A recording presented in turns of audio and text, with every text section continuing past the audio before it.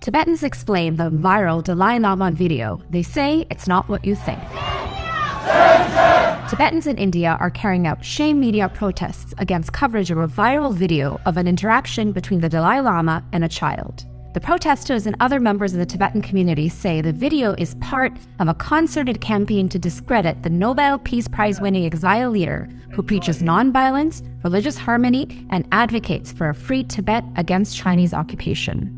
The Tibetan community and Buddhist followers across the globe are definitely hurting and traumatized by this horrifying accusation against His Holiness the Dalai Lama, turning an act of kindness, a jovial cultural prank, and grandfatherly affection into something lustful and immoral.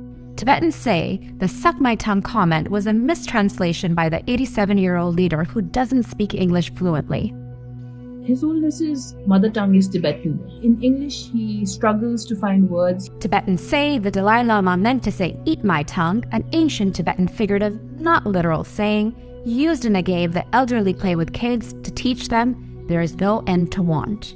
The game goes like, first give me a kiss on my cheek. I need you to touch your forehead on my forehead. Let's touch our noses. Give me a kiss. Which means I gave you everything, so the only thing left for me is for you to eat my tongue.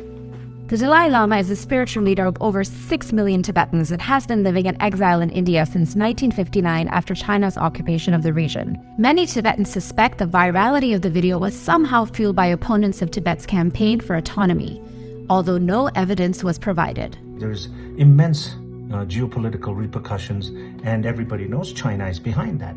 So please don't spread hate, spread love.